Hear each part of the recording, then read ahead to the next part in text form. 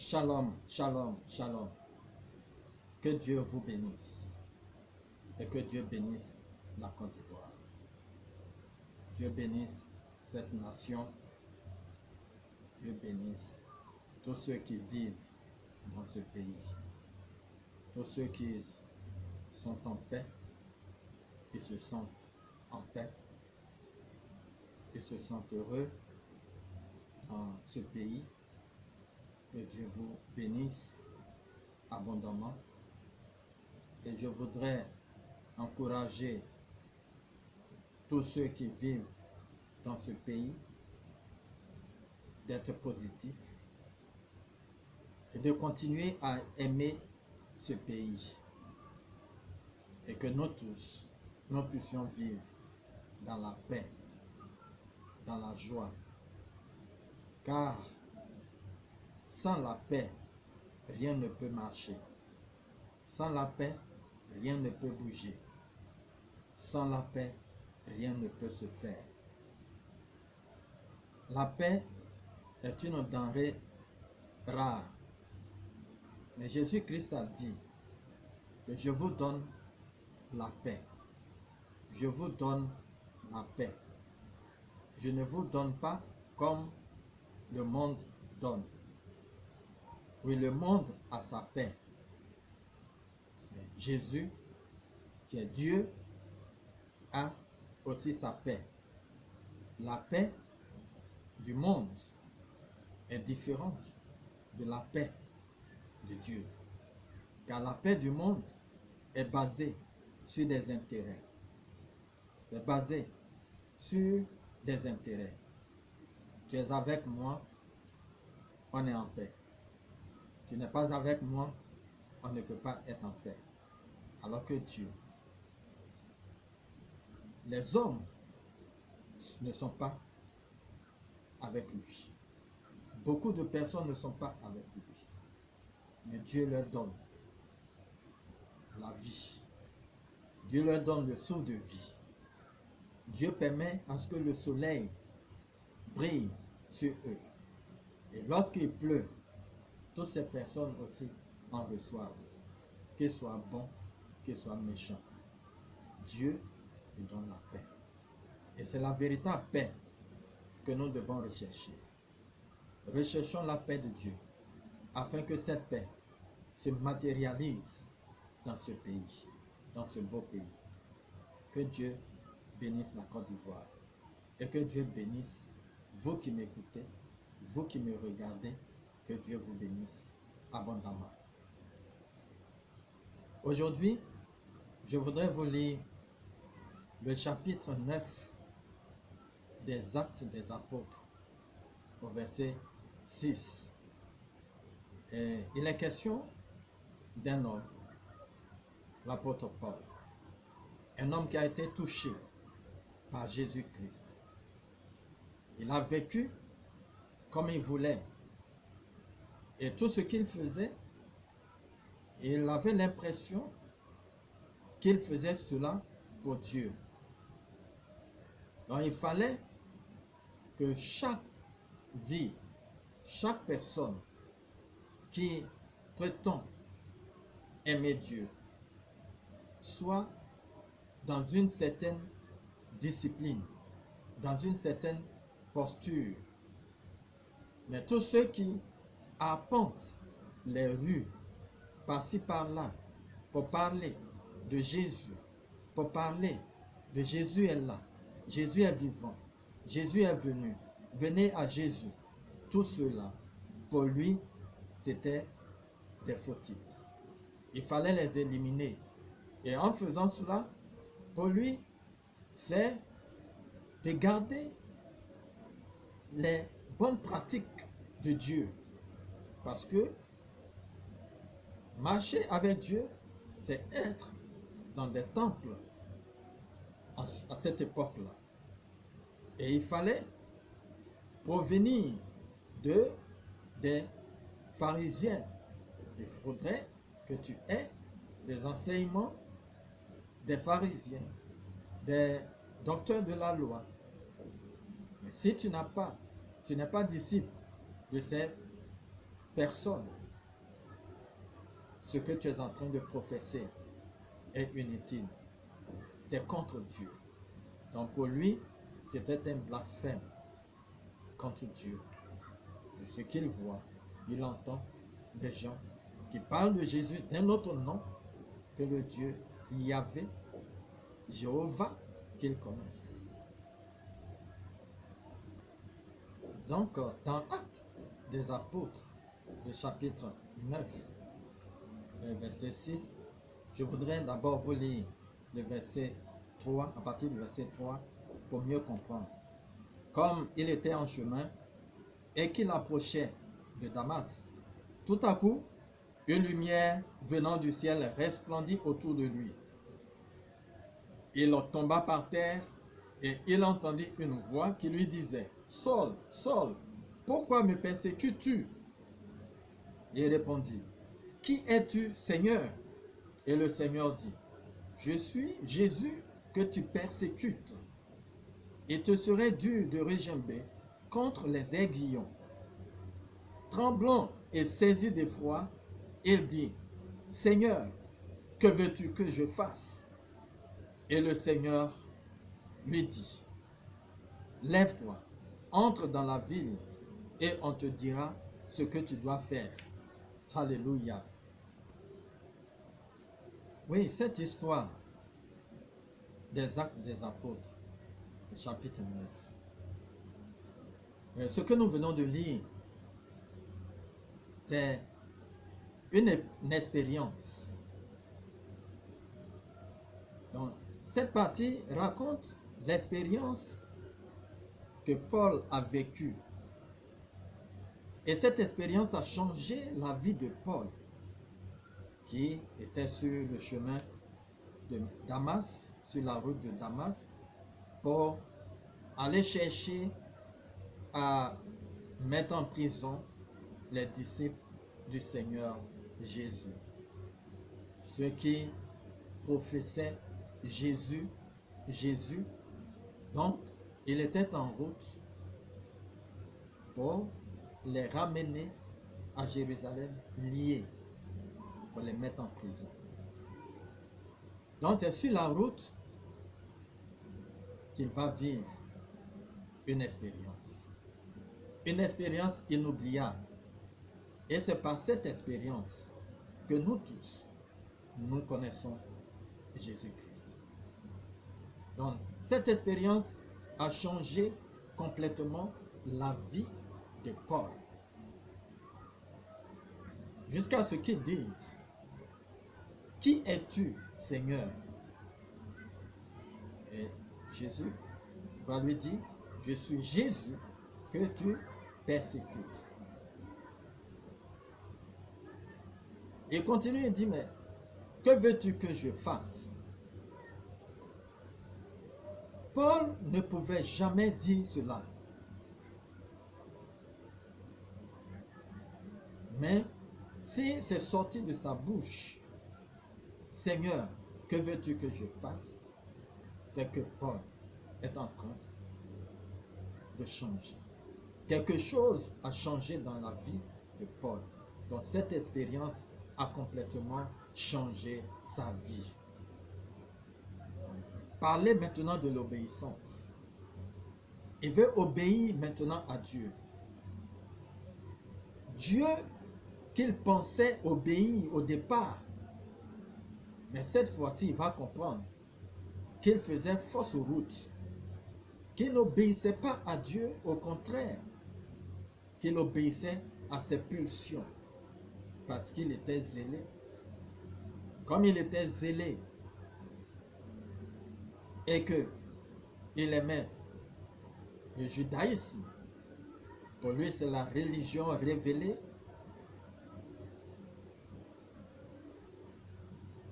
rien ne pouvait l'arrêter.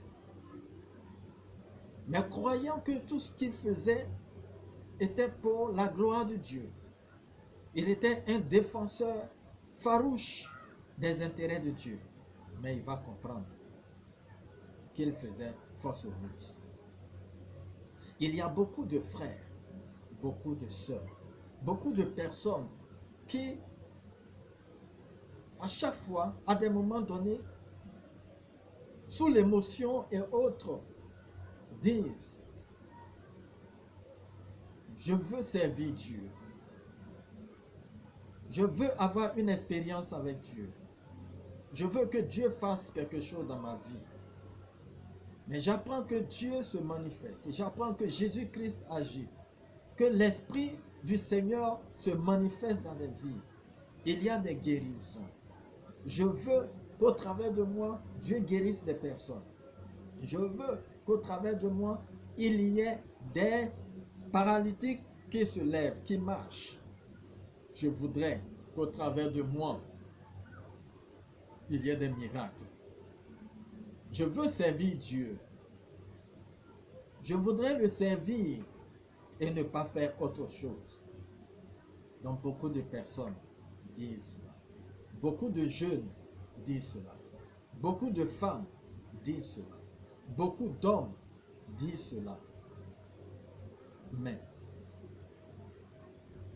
comment est-ce que cela se passe? Est-ce qu'ils obéissent à la voix? Ils veulent. Mais il y a un problème, l'obéissance. Mais Paul a vécu une expérience qui a changé sa vie. Dès qu'il est tombé, il dit, Seigneur, que veux-tu que je fasse? Il n'a pas dit, je veux aller partout, faire des nations, des disciples. Il n'a pas dit, je veux guérir des gens. Il n'a pas dit, je veux que tu fasses de moi un évangéliste interplanétaire. Je veux être ceci, cela. Il n'a pas dit cela. Mais il dit, Seigneur, que veux-tu que je fasse? Oui, que veux-tu que je fasse? Lorsque quelqu'un prononce une telle parole, cela signifie que la personne est prête à obéir. Mais tous ceux qui veulent automatiquement rentrer dans l'œuvre, ils veulent agir, ils sont zélés, on le voit. Mais cette parole n'est jamais sortie de leur bouche. Seigneur, que veux-tu que je fasse? Ces personnes-là ne sont pas encore prêtes. Elles ne sont pas prêtes à obéir. Elles ne sont pas prêtes à obéir. Frères et sœurs, toi qui m'écoutes, toi qui me regardes, es-tu réellement prêt à obéir à la voix de Dieu? Es-tu prêt? Ne dis-tu pas que Seigneur, si tu te révèles à moi et que je sois guéri,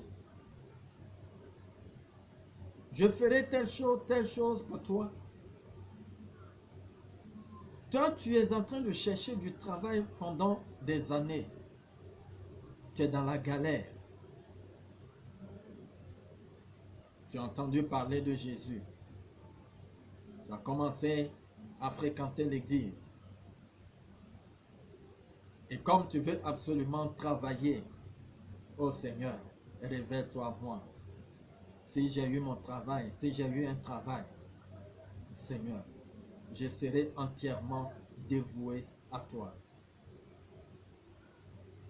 Mais aujourd'hui, qu'est-ce que tu fais? Où es-tu? Comme Dieu a posé la question à Adam. Adam, où es-tu? Toi aussi. La même question t'est posée. Où es-tu? Tu voulais faire du commerce.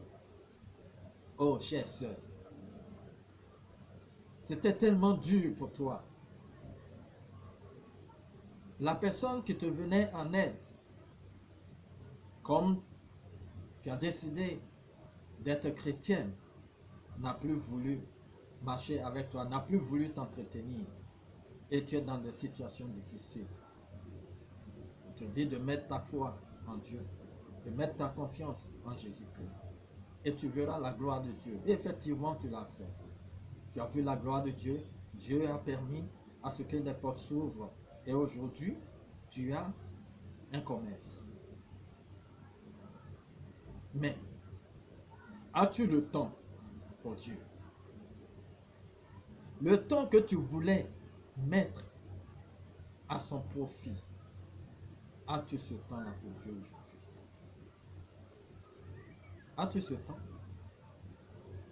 Donc vous voyez, beaucoup veulent, mais ne sont pas prêts à obéir.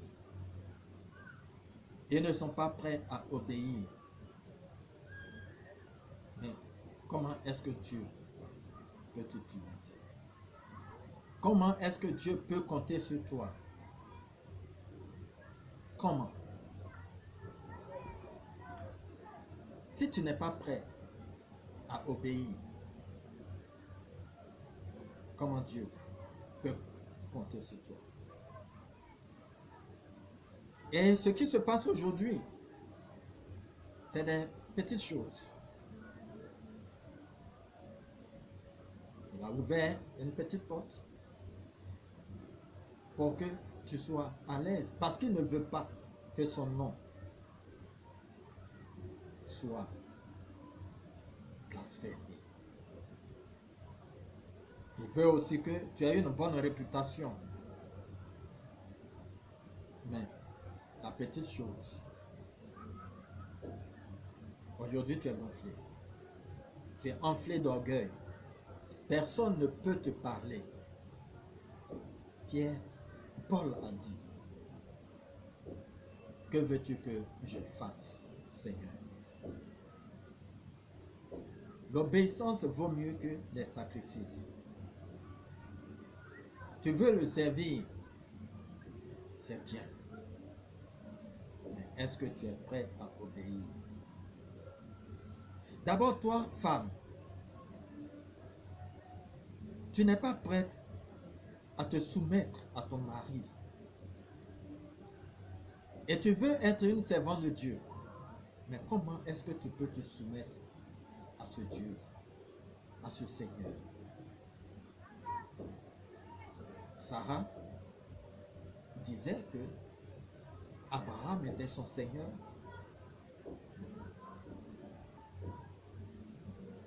Elle se soumettait.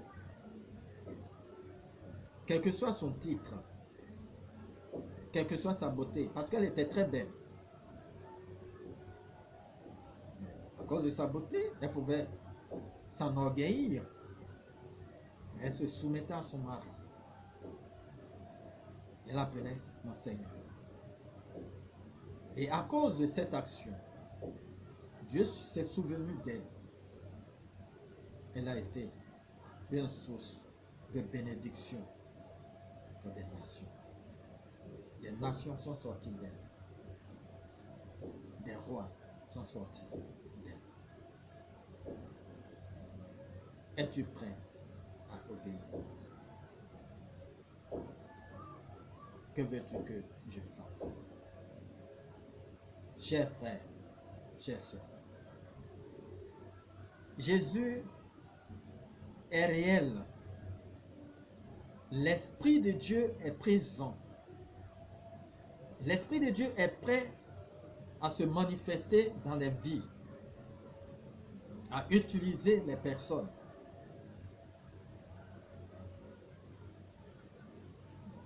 Guérir des personnes, ce n'est pas seulement la vocation.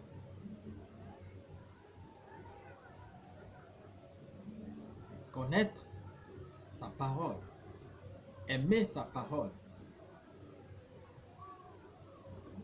chercher à faire sa volonté.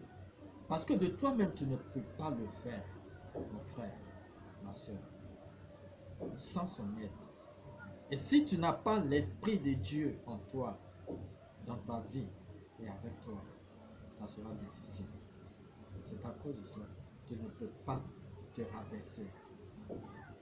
Tu es trop important pour te rabaisser devant les gens, devant ton pasteur. Parce que tu as tout ce qu'il faut. Ou tu es plus intelligent en fait que lui. Comment est-ce que tu peux te rabaisser? Mais Dieu n'appelle pas les intelligents. C'est ceux qui savent et qui comprennent, qui ne sont rien, qui ne peuvent rien. Et que c'est Dieu seul qui peut faire quelque chose. C'est ceux-là à qui Dieu se révèle. Je voudrais bénir le Seigneur pour cette parole. Et je voudrais t'encourager à avoir cette capacité, cette possibilité de dire un jour, Seigneur, que veux-tu que je fasse? Tu as trop fait des choses. Tu as trop fait des choses. Arrête-toi un moment. Ça ne fait rien si tu as fait des années. Arrête-toi un tout petit moment et dis, Seigneur, que veux-tu que je fasse? Dieu a eu à montrer, à indiquer, à parler, à révéler à des cœurs, à des personnes, de balayer le temple. Mais comme ce n'est pas ce qu'elle désire, elle n'a jamais voulu faire. Mais où est ton obéissance? Tu ne veux pas balayer le temple et tu veux être quelqu'un qui prie pour des malades et les malades sont guéris. Tu veux faire des miracles. Non, ce n'est pas possible. Chaque personne a une histoire. Chaque personne a une expérience. Mais il faut une expérience qui change la vie. Et cette expérience vient de Dieu, de Jésus-Christ. Sois béni. Que sa grâce infinie soit dans ta vie. Et je voudrais prier pour toi. Que le Dieu de grâce te fortifie. Père, je te prie pour mon frère, pour ma soeur, pour celui qui me regarde et celle qui m'écoute. Ça fait longtemps qu'elle a voulu, qu'il a voulu marcher avec toi, être utilisé par toi. Mais malheureusement, elle ne voit rien. Elle ne voit rien. Mais c'est parce que cette dernière n'avait pas compris qu'il fallait être obéissant. Que tu cherchais des personnes obéissantes. Aujourd'hui, par ma voix, tu es passé par moi pour parler à son cœur. Et elle a compris. Il a compris. Et il vient à toi. Écoute sa prière et exauce-le. Exauce-le. Afin qu'elle voit que c'est simple, très simple. Tu ne refuses à personne d'être ton serviteur, d'être ta servante, d'être ton disciple. Mais tu voudrais avoir ton intérêt dans leur vie. L'obéissance. Seigneur, bénis ce frère, bénis cette soeur. Je te prie que ton onction demeure sur sa vie. Et que celle ou celui qui a essayé de se dérober, que tu ramènes, que ta main puissante soit sur cette personne, que tu la ramènes à toi.